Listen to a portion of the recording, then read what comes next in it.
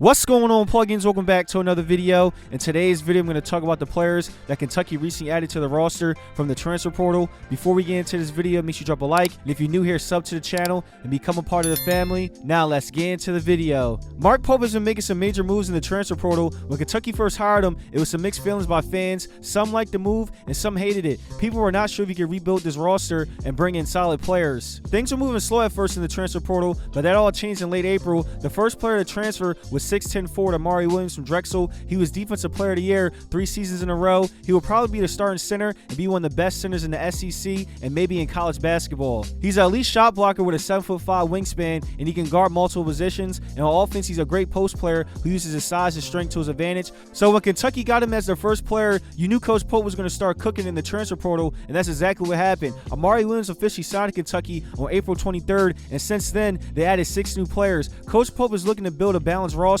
and Kentucky might be better than a lot of people think. 6'6" guard Kobe Bua is considered the best shooter in college basketball. At Dayton, he averaged 11.1 points, 3.8 rebounds, 1.2 assists, shooting 51.2% from the field and 49.8% from three. He was ranked number 1 for three-point percentage, and he made 100 threes, so he can light it up from there. This is the biggest pickup for Kentucky in the transfer portal. He's the best shooter in college basketball. Most people thought they had no chance to get him, but Kentucky was his dream school. He said this when he transferred. Growing up, I was told I was dreaming too big. Whenever I say my dream was to play for the University of Kentucky, I feel like God does everything for a reason, and he has put me in a position where I'm able to play for my dream school in my last year of college while playing for something bigger than myself. He also said the biggest thing he's looking forward to is helping Coach Pope in Kentucky hang another banner. So it seems like he's all in, and he's ready to ball out for Kentucky and help them win a championship. So Kentucky fans should be happy. He really wants to play for the program, and he wants to do whatever it takes to win games. This is what Coach Pope had to say about adding Kobe Bua to the roster. By the numbers, Kobe Bua is the most efficient mid to high major player in college basketball in the last decade. He's the best returning shooter in college basketball next year.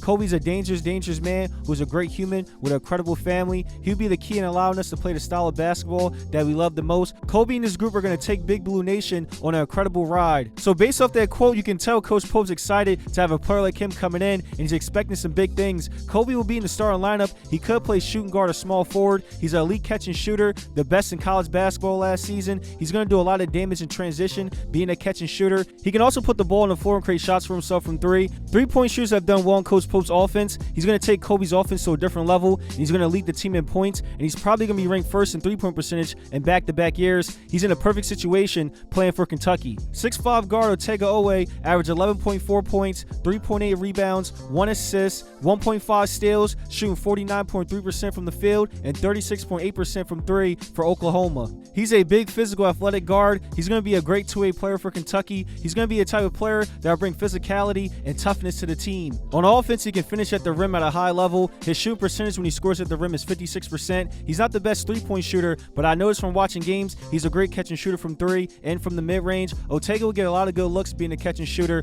He could have a career year from three, but he's at his best when he's getting to the rim. Really good downhill scorer, and he's a good post-up player. On defense is where he's going to make his biggest impact. He can guard multiple positions. He has quick hands and can get steals. In 7 games last season, he had 3 or more steals, and he had 7 steals in 1 game against Green Bay, so he has a knack for getting steals. He could be a big reason why Kentucky wins games in crunch time, because he can force the opposing team to turn the ball over. 6'10" forward Carr averaged 13.5 points, 6.8 rebounds, 1.5 assists, and 1.5 blocks, shooting 52.6% from the field and 37.1% from three for Wake Forest last season.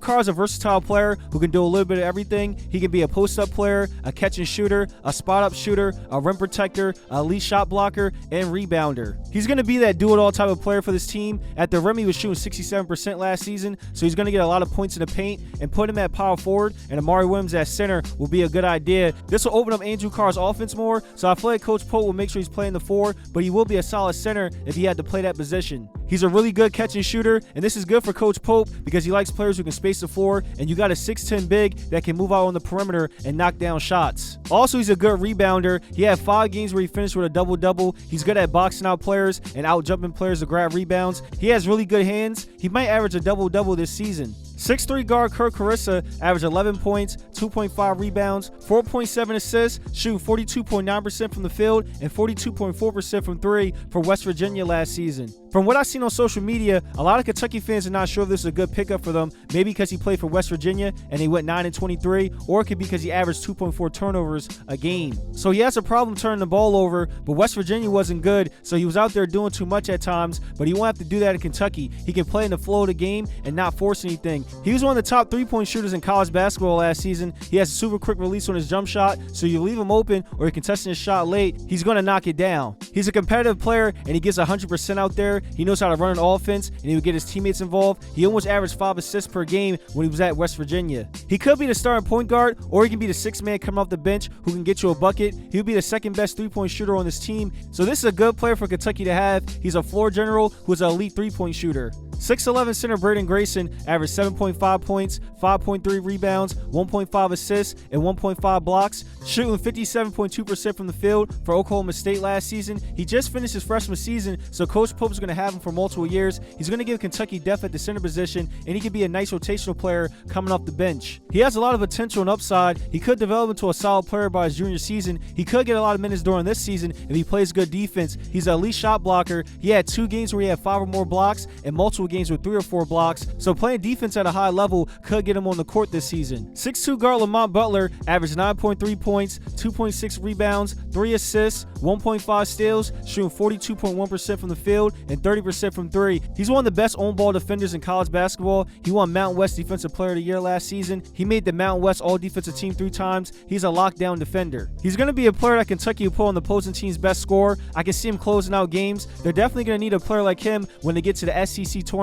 and the NCAA tournament. His defense is going to help them win those big games. I don't know how good he's going to be on offense. He's not a good shooter, but he can get to the rim. He uses ball screens well, and he's fast with the ball in his hands, and he can cross you up and get downhill quick. I'm looking at him as a player who will be a great defender who can score if you need him to. I like how Coach Pope is building this team. It's not just focused on offense or defense. He has a well-balanced team. He has elite shooters, big physical players, and elite defenders. I feel like this team is going to shock everyone and be really good. They have a lot of experience. This is not going to be a young team with a bunch of freshmen like it was last season. These are grown men, and they want to win a championship. I'm looking forward to see how good they're going to be this season. They're definitely going to make it out the first round of the NCAA tournament. The offense is going to be fine, but they're going to have an elite defense, so we're going to see how this plays out. How do y'all feel about the transfers that are coming to Kentucky? How good do you think this team will be? Drop y'all opinions in the comments. Drop a like on the video and sub to the channel. Turn on post notifications so you know when I post. I have more videos on the way, so you don't want to miss out on that. I appreciate y'all, and I'll see you in the next video. Till next time.